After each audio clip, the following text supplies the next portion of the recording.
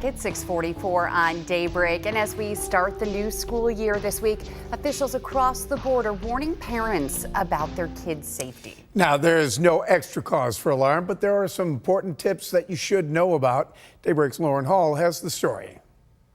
I think it's something that we don't want to think about. As a former CIA officer and FBI special agent, Tracy Walder has seen what can happen when ill-intentioned people gain access to your personal information. So if you make that information more difficult to find, you're less likely to be a target.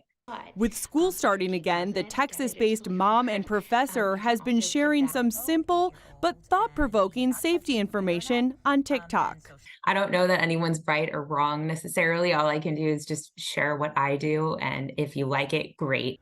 One thing Tracy says she wouldn't do: put kids' names on the outside of backpacks. Particularly if they're little and don't quite understand stranger danger yet, someone could just go up to them and say, "Hey, Susie, my mom told me to take you home today." I don't really think we need to give people access to free information. Silver Creek School District's longtime school resource officer agrees. We want people to not only limit the information they're putting out there, but to limit who has access to that information. Officer Wes Johnson demonstrated this with his own version of the popular sign you see kids holding in back-to-school pictures. He says if you're going to post these photos anywhere, it's best not to include details like last names, ages, grades, and teacher names. You may have people that live in your neighborhood that you don't know.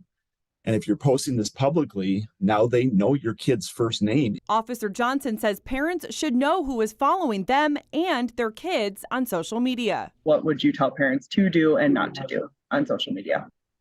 First of all, make your pictures, pull them down to it's just family and friends.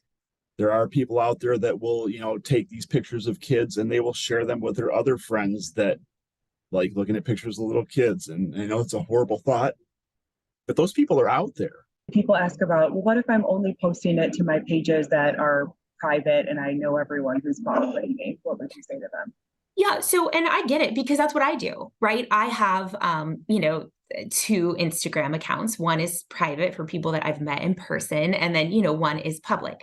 I do not post pictures of my child on a public, but it's all about just making it a little bit more difficult for people to get access to that information. And of course, what kids and teens share about themselves online is a big concern as well. Both experts we talked to urge parents to monitor internet use and your child's social media accounts if they have them.